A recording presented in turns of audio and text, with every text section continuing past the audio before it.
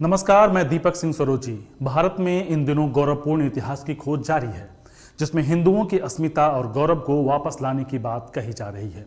वहीं दूसरी तरफ उत्तर प्रदेश के अलीगढ़ में 100 दलित परिवार अपना घर इसलिए बेचना चाहते हैं क्योंकि उन्हें अपनी आस्था के साथ जीने नहीं दिया जा रहा है, जबकि ये सभी 100 परिवार पौष इलाके में रह रहे हैं। आरोप है कि संगवान बिरादरी यानी कि जाट समुदाय के लोग डॉक्टर भीमराव अंबेडकर जयंती और बुद्ध पूर्णिमा मनाने नहीं दे रहे हैं। दलित समुदाय के लोगों का आरोप है कि बुद्ध पूर्णिमा के मौके पर ये लोग भंडारा और अन्य दूसरे कार्यक्रम करने वाले थे, लेकिन दबंगों ने टेंट उखाड़ दिए। इतना ही नहीं, स्थानीय पुलिस ने भी टेंट उखाड़ने में मदद की। साथ ही कहा कि कार्यक्रम करना है तो प्रशासन की अनुमति लेकर आओ।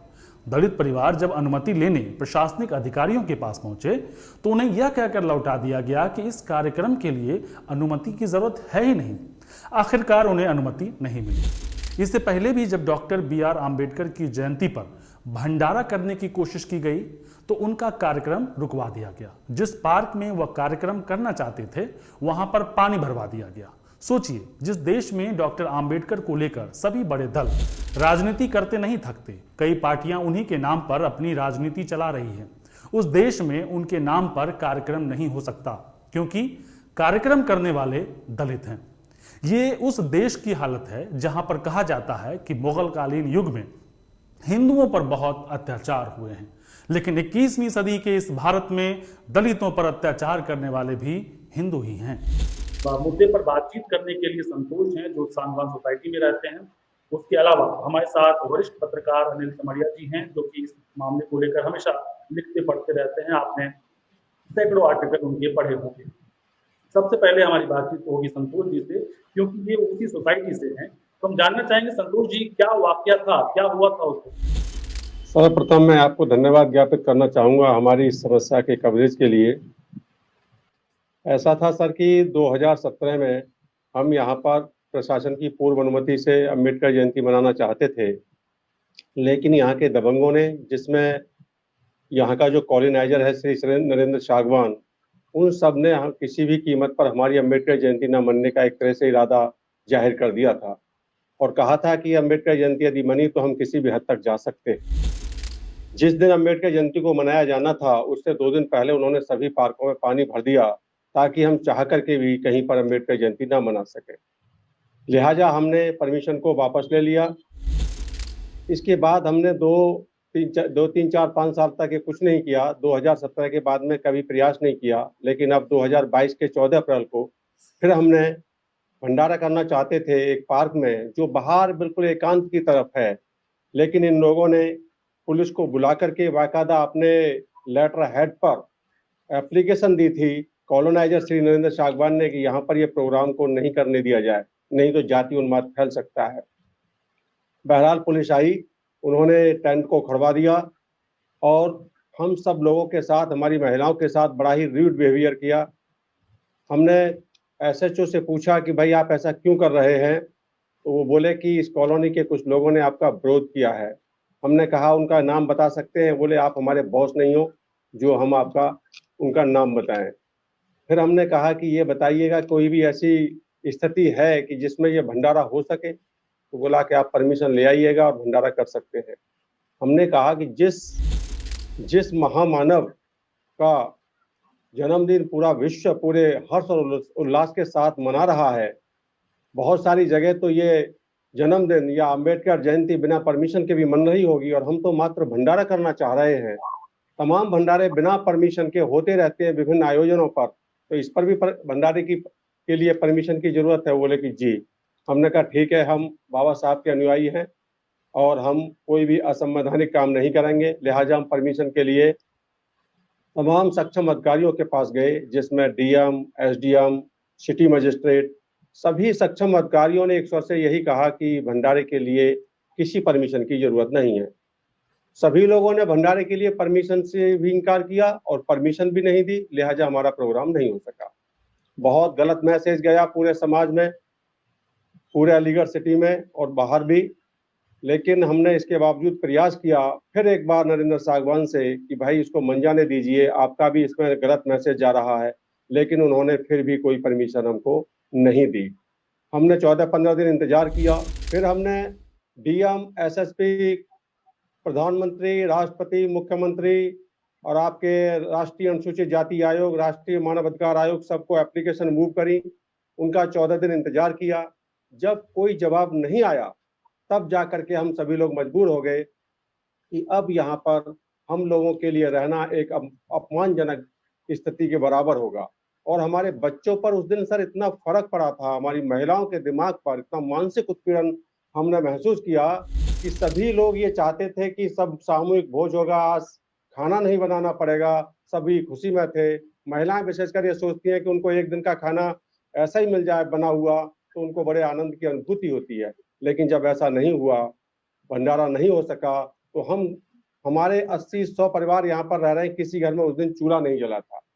तब हमने महसूस किया कि हम इतने सक्षम भी हैं, पैसे से भी, पढ़ाई लिखाई से, नौकरी से, सबसे, और हम यदि यहाँ पर अम्बेडकर जयंती या भंडारा नहीं कर सकते हैं तो हमारे समाज के वो गरीब लोग जो गांव में रहते हैं, जो हम लोगों से कुछ उम्मीद करते हैं, वो तो कुछ कर ही नहीं पाएंगे। लिहाजा हमें मजबूर होकर के अपने मकानों पर, यह मकान बिकाऊ है, दलित उत्पीड़न से पलायन को मजबूर, ये हमको बैनर लगाने के लिए मजबूर होना सवाल ये उठता है क्योंकि जब योगी सरकार दूसरी बार आई यूपी में तो यही कहा गया कि अपराध पे उन्होंने बड़ा अच्छा कंट्रोल किया था। तो क्या आप पुलिस के पास जब आप गए तो पुलिस का क्या रवैया था? क्या उन्होंने मामला दर्ज करने में आपकी कोई सहायता करना तो छोड़ दीजिए, मतलब एक नॉर्मल तरीके से जो दर्ज होता है वो हुआ, उसमें आनाकानी किया, क्या रहा उनका रवैया, कैसा रहा? सर पुलिस तो वही थी जिसने इसको रुकवाया था, तो हम जाते किसके पास? एसएचओ, पूरा पुलिस डिपार्टमेंट तो वहीं पर खड़ा था, पूरा थाना था उस समय, थाना तो हमारे वहीं पर था सागवान सिटी में। उन्होंने क्या कहा, क्यों नहीं करने देंगे? उन्होंने ये कहा कि कुछ लोगों ने विरोध किया है इसका, बाकायदा रिटर्न में। हमने तो उनके एप्लीकेशन बाद में सब देखा, सारे सबूत इकट्ठा किए, किन लोगों ने सागवान को लिखा था कि विरोध किस आधार पे किया? क्योंकि आप भंडारा करने जा रहे थे, लॉ एंड प्रशासन का कोई मामला तो था नहीं कि वहां पे लॉ एंड ऑर्डर कुछ बिगड़ता। आप शांतिपूर्ण तरीके से भंडारा करने जा रहे थे। देश में सैकड़ों आयोजन इस तरह की रोजाना होते हैं, फिर पुलिस ने आपकी बात मानने से इनकार किया होगा तो कोई तर्क तो दिया होगा। उन्होंने क्या कहा? उन्होंने सर कुछ नहीं कहा, हमको कुछ नहीं बताया। हमने पूछा भी तो उन्होंने कहा आप हमारे बॉस नहीं हो जो हम आपको बताएं। ये और सिर्फ जातीय मानसिकता जो पहले से चली आ रही है सदियों से, उसी के वशीभूत होकर के उन लोगों ने ये काम किया है कि ये लोग यहाँ पर कैसे मना सकते हैं हमारे होते हुए। ये हम लोग, चाहे I am BTech from IIT Delhi, और यहाँ पर तमाम डॉक्टर, इंजीनियर, प्रोफेसर, दरोगा, टीचर सभी लोग रह रहे हैं, लेकिन उनकी नजरों में हम we are not human being. जो बाबा साहब के जमाने में स्थिति थी, उन लोगों के दिमाग में वो स्थिति आज भी ज्यों की तो बरकरार है, बेशक हम कितना ही प्रोग्रेस कर जाए। अनिल सर, जैसा कि उन्होंने बताया कि उन्होंने IIT किया है, आप सोच, बात ये नहीं है कि आपने IIT किया है या नहीं, आप किसी भी जाति से हैं, किसी भी समुदाय से हैं, हमारा लोकतंत्र ये अधिकार देता है, आप किसी पॉश कॉलोनी में हो या छोटे से गांव में हो, सुदूर क्षेत्र में हो, आप किसी भी तरीके के रस्म रिवाज जो भी हैं, आप जो भी कार्यक्रम करना चाहें, अगर बहुत बड़ा कार्यक्रम है तो प्रशासन की अनुमति लेनी होती है, लेकिन जहाँ प्रशासन खुद ही कह रहा है कि प्रशासन की अनुमति की जरूरत नहीं है, ऐसे कार्यक्रमों को रोकना कितना संगीन लगता है? कोई अपनी दलित आइडेंटिटी के साथ रह ले, ये दिल्ली में संभव नहीं है यदि वो मेजॉरिटी में नहीं है। तो मैं ये कह रहा हूं कि वहां अलीगढ़ में भी और दिल्ली में कोई विचार का फासला नहीं है, दूरी नहीं है। वो राजधानी है और वो एक एजुकेशनल सेंटर है, कोई फासला नहीं है उससे। भाई हमारी जो जातीय मानसिकता है, जिन लोगों ने इनको रोका, केवल उनको एक इतिहास पता चल जाए 60 साल पहले का कि भाई उनके वो भी अछूती माने जाते थे, उनके गले में भी पट्टा बांध के रखा जाता था कि उनकी जो है उनसे कोई लेन देन नहीं होता था। उनको केवल ये मालूम हो जाए तो शायद वो ये व्यवहार करना छोड़ देंगे, शायद छोड़ देंगे। तो मैं ये कह रहा हूं कि ये कहना कि अलीगढ़ में कॉलोनी है, पढ़े लिखे लोग हैं, इंजीनियर है, डॉक्टर है, मैकेनिकल इंजीनियर है, और उनके कॉलोनी में कोई अम्बेडकर जयंती मनाने की कोशिश कर रहा है, 80 परिवार है वहां जो मेरी जानकारी है, और वहां पर आप वो कोशिश कर रहे हैं और वो कह रहे हैं कि नहीं आप तो ये कर ही नहीं सकते, पार्क में पानी भर दिया गया। ये आप हम लोग जमाने में गांव में सुनते थे, तो आज हम अलीगढ़ में भी सुन रहे हैं। तो मैं दीपक ये कह रहा हूं कि कोई फर्क नहीं पड़ा है। जी जी जी। स्थितियां जो जैसी थी वैसी स्थितियां आज गांव में भी है और शहरों में भी है। लेकिन सर जो राजनीति की बात करें, आप देखिए हाल के दिनों में जो मायावती का पूरा वोट बैंक है, उन्होंने बीजेपी ने हथिया लिया है, यही कह के कि भाई वो दलितों के लिए भी काम करते हैं और पूरे ओवरऑल हिंदू अस्मिता की बात करते हैं। ऐसे में ये बड़ा रोचक हो जाता है कि आप एक तरफ कहते हैं हिंदू अस्मिता की बात, लेकिन आपके वर्ग के जो लोग हैं, आप उन्हीं को एक्सेप्ट करने को तैयार नहीं। समाज इसको कैसे देखेगा? भाई देखिए, ऐसा है कि एक भूख पैदा की जाती है। जी। आपने एक भूख ऐसी पैदा कर रखी है कि जिसकी रोटी हमारे हाथ में है। आपने भूख पैदा कर रखी है हिंदू धर्म के प्रति। आपने आपने जो भूख पैदा कर रखी है देवी देवताओं के प्रति। मैं तो सवाल करता हूं, जो आयोजक है उनको भंडारा ही क्यों मिला करने के लिए? भंडारा शब्द ही क्यों मिला? मैं तो ये भी सवाल करता हूं आयोजक जो थे उनसे भी। तो इसलिए मिला कि इनके पास और कोई विकल्प ही इनके पास नहीं दिया गया, या इनके पास विकल्प कोई है नहीं। तो वो उसी फॉर्म में, उसी रूप में वो तलाशते हैं कि कैसे हम कुछ समय तक आनंदित हो लें, अपने मुक्ति का एहसास कर लें, उसी फॉर्म में वो रहते हैं। लेकिन मैं ये तय मानी है कि जब तक, देखिए हमारे यहाँ जब तक ये बड़ा व्यवस्था दिमागी रूप से जारी रहेगा, तो ये जाति भेदभाव, छुआछूत, ऊंच नीच, ये सब जारी रहेगा। अब आपको आश्चर्य होगा कि उत्तर प्रदेश में इंटरकास्ट मैरिजेज के लिए जो प्रोत्साहित करने की जो योजना है, उसमें आप आंकड़े पता कीजिए 5 साल में कि उत्तर प्रदेश में कितने लोगों को प्रोत्साहित किया गया। तो आप पाएंगे कि 1 दर्जन भी लोग ऐसे नहीं है, 4, 5, 2, किसी किसी वर्ष में नील। मैं आपसे ये कह रहा हूं कि ये दरअसल जो मामला है वो सोशल इंजीनियरिंग का मामला है, जातियों को पटाने का। दलित कोई एक जाति नहीं है, जातियों का समूह है। तो उसमें क्या करते हैं कि आप दलित को दलित नहीं बनने देते हैं। आप दलित के भीतर ये कहते नहीं तुम वाल्मीकि हो, तुम जाटो हो, तुम दुसाध हो, तुम पासी हो, तुम धोबी हो। इस तरह से वो जातियों में उसको बांट के रखना चाहते हैं, और ये सोशल इंजीनियरिंग इसी को कहते हैं। तो आप जो ये बात कर रहे हैं कि दलितों का वोट बैंक शिफ्ट किया, नहीं, दलितों का वोट नहीं, जातियों का वोट बैंक शिफ्ट किया होगा, इधर उधर हुआ होगा।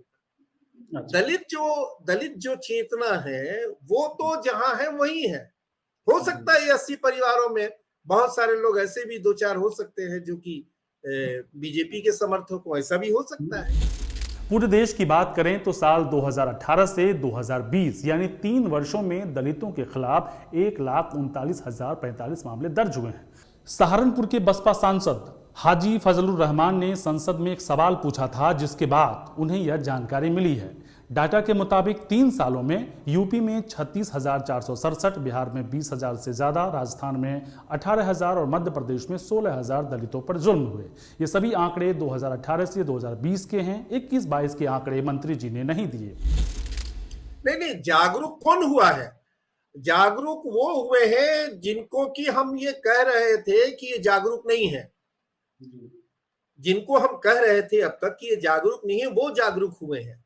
और किस लिए जागरूक हुए हैं? वो जागरूक हुए हैं अपने हक के लिए, अपनी बराबरी के लिए, वो जागरूक हुए हैं। लेकिन जो लोग जागरूक होकर और शासन करने का दावा कर रहे थे, अपना वर्चस्व बनाए हुए थे, वो कतई जागरूक नहीं हुए हैं। वो आज भी उतने ही पिछड़े हैं जितने पिछड़े वो मनुस्मृति के समय रहे होंगे, उतने ही पिछड़े हैं आज। इसीलिए उनको इंसान नजर ही नहीं आता है। इंसान को वो जानवर से भी बदतर समझते हैं, इंसान समझते ही नहीं है। तो आप समझ लीजिए कि पिछड़ा कौन है, जागरूक कौन है। भाई ये लोग, ये जो अलीगढ़ के लोग हैं या जो भी लोग हैं, वो क्या मांग करते हैं? मांग करते हैं भाई कि हम बारात निकालना चाहते हैं, घोड़े पे बैठना चाहते हैं। क्या किसी को दिक्कत हो सकती है? हम पढ़ना चाहते हैं, हमको पढ़ने दिया जाए, क्या दिक्कत किसी को होनी चाहिए? आज के जमाने में, इस जमाने में क्या दिक्कत होनी चाहिए?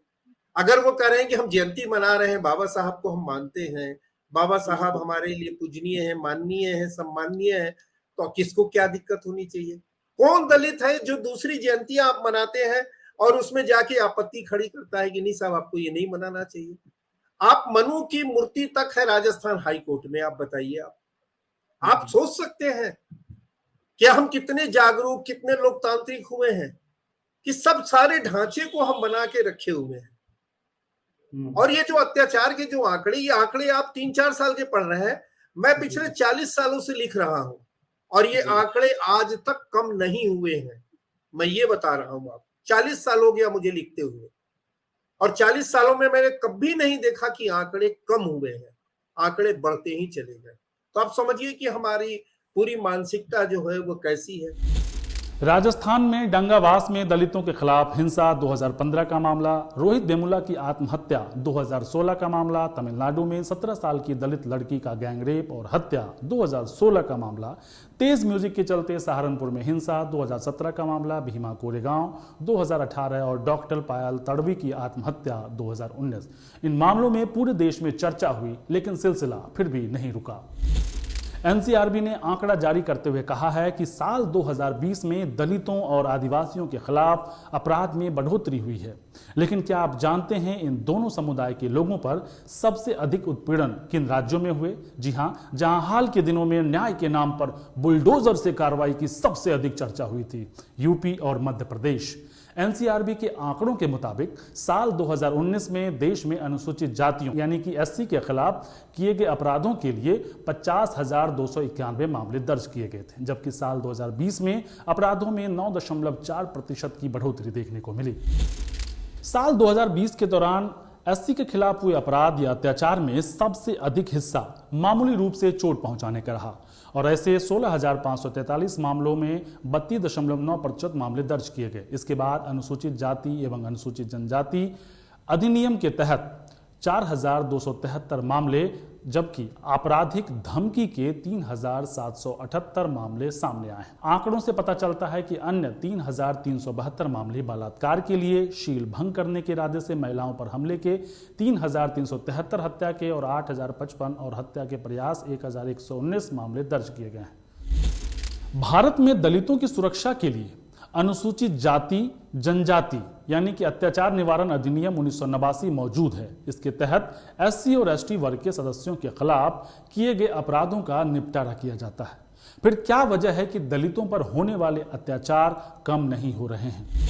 मानसिकता बदलने में तो समय लगेगा, लेकिन उसके अलावा और क्या आपको लगता है कि रास्ता है जिसके जरिए इस तरह के जो दलित उत्पीड़न के मामले हैं वो कम हो सके?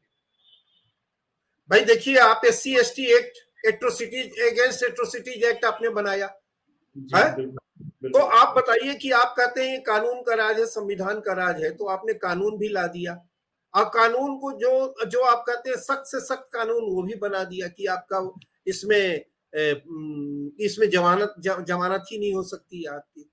अब आप बताइए कि कितने इस एक्ट के तहत कितने मामले दर्ज हो जाते हैं? कहीं आप बताइए, इसके आंकड़े हमारे पास हैं और इसके जो आंकड़े हैं वो बहुत ही निराशाजनक है। आप जितना बता रहे हैं संख्या में, उसके 1% भी नहीं आंकड़े हैं। नंबर 1। नंबर 2, फिर जो दर्ज हो जाते हैं उसमें सजा कितनों की हो पाती है, कितनों को जो मशीनरी जो है लॉ एंड ऑर्डर की वो उसको कानून को लागू करवाने और सजा दिलवाने में कामयाब हो पाती है, तो वो आप पाइएगा कि 0 पॉइंट समथिंग होगा वो। तो मैं आपसे ये कह रहा हूं कि इस डेमोक्रेसी में एक आपको कुछ तो तय करना पड़ेगा कि कैसे भाई इसको ठीक किया जाए।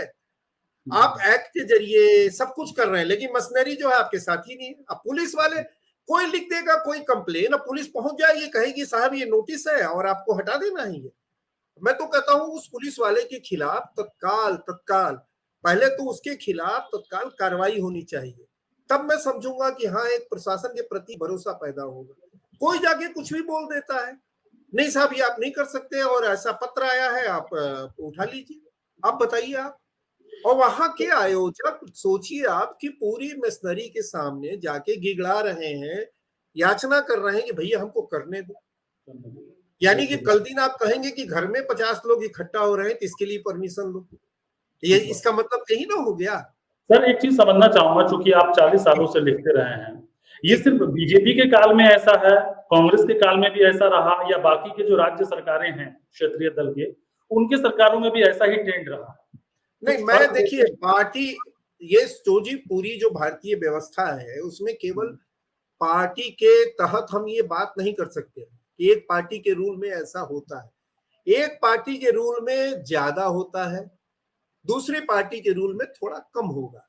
जैसे मान लीजिए कि मायावती जी का जब शासन आए तो शासन उस समय भी घटनाएं हुई, लेकिन उस समय घटनाओं की का जो चरित्र था और जो घटनाओं की जो तादाद थी वो थोड़ी कम हो गई। लेकिन आप ये कहें कि बीजेपी के राज में कांग्रेस के राज में कोई बहुत फर्क नहीं है। मैं एक बार मुंबई गया था और मुंबई में कार्यक्रम हो रहा था, उसमें मैंने राजस्थान से कुछ लोग आए हुए थे। मैंने उनसे पूछा यही सवाल जो आप कर रहे हैं कि भाई ये बताओ कि कांग्रेस और बीजेपी के राज में दलित उत्पीड़न के मामले में कोई फर्क आया? तो कहा हाँ जी आया। हमने कहा क्या आया?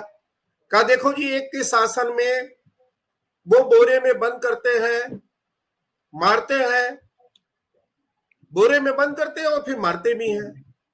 दूसरा जो है वो बोरे में बंद करता है, मारता है, लेकिन एक काम और करता है, बोरे से निकाल के फिर सहला देता है। यही फर्क होता है, यही फर्क होता है। कंधे पर हाथ रख देता है, बस।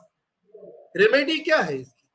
तो मैं ये कह रहा हूं कि कोई चरित्र के रूप में कोई फर्क नहीं है, कांग्रेस का राज हो और या फिर बीजेपी का राज हो। एक बात और समझना चाहूंगा आपसे कि आप जब देखिए चुनाव का वक्त आता है तो दलित जो चेहरे होते हैं, बड़े चेहरे होते हैं, या दलित समुदाय के लोग जो भी हैं, उनको किस तरह से अपने साथ किया जा सके उसकी होड़ लग जाती है, चाहे वो बीजेपी हो, कांग्रेस हो या बाकी की पार्टियां हो। लेकिन बाकी समय में वो प्रेशर नहीं दिखता है, वो किसी भी पार्टी की सरकार बन जाए दलितों को लेकर, क्योंकि जिस तरह से आप उनको जोड़ना चाहते हैं तो कम से कम आप उनके मुद्दे तो उठाएंगे, कम से कम मामला तो दर्ज करेंगे। इस तरह की चीजें जहां आपको अनुमति ही नहीं दी, जहां आपको भंडारा तक के लिए अनुमति लेनी पड़ रही है या फिर अनुमति दी भी नहीं जा रही है, आपको करने ही नहीं दिया जा रहा, क्या वजह है? देखिए ऐसा है कि दो तरीके हैं।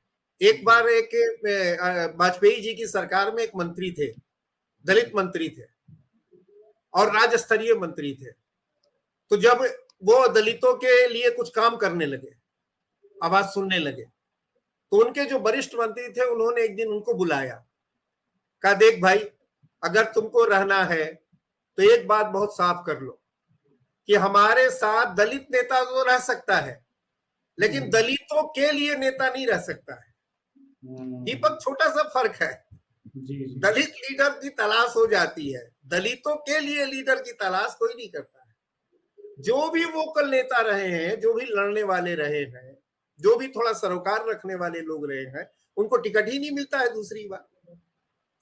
मैं इसकी लिस्ट आपको दे सकता हूं। तो आप कह रहे हैं कि ये चुनाव चूंकि मजबूरी है, 5 साल में एक चुनाव कराना है और चुनाव में लोगों को उम्मीदवार बनाना है। दुर्भाग्य से, सौभाग्य से, या जैसे भी कह लीजिए, पूना एक्ट के तहत आपने कुछ सीटें सुरक्षित कर रखी हैं, तो कुछ दलितों को आपको उम्मीदवार बनाना है। ठीक उसी तरह से ये जो संविधान बना है उसमें दलितों को वोट देने का अधिकार है, तो आपको उनका वोट भी लेना है तमाम क्षेत्रों में।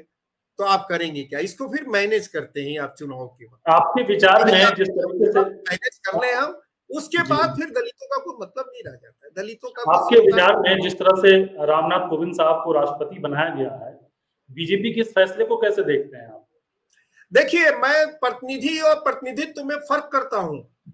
हमारे प्रतिनिधि हो सकते हैं, कोई भी हो सकता है, लेकिन हमारा प्रतिनिधित्व कर रहे हैं ये मैं नहीं कह सकता।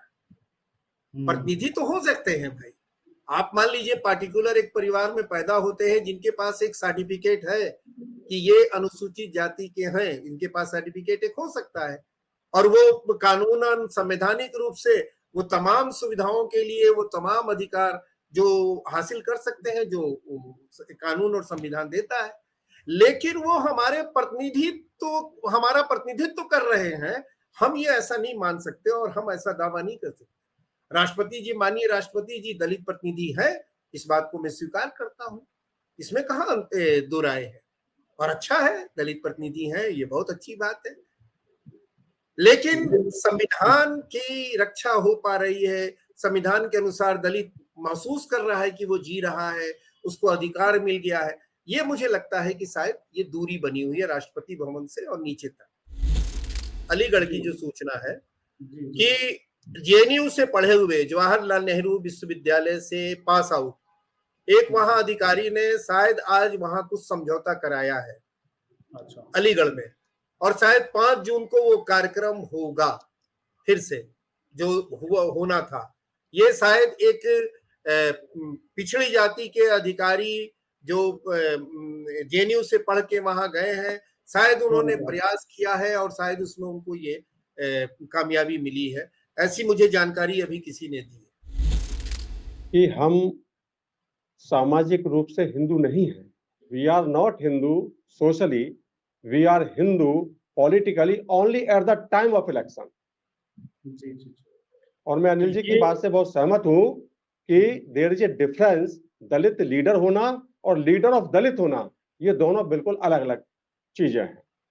और ये बात से भी सहमत हूं कि यहाँ पर हम लोगों की इस तरह की जो किया था, हम लोगों ने अपना जो दुख है, दर्द है, वो पोस्टर के माध्यम से जो व्यक्त किया था, उसका परिणाम ये हुआ कि मात्र एक दिन के अंदर पूरा शासन प्रशासन यहाँ पर आया और जो लोग हमको एक पार्क देने के लिए तैयार नहीं थे किसी भी कीमत पर, उनको उन्होंने हम लोगों के लिए 3 पार्क निश्चित कर दिए हैं कि कभी भी कहीं भी अपना आयोजन कीजिएगा तो ये 3 पार्क तो आपके लिए हैं ही, बाकी औरों में तो आप कर ही सकते हैं।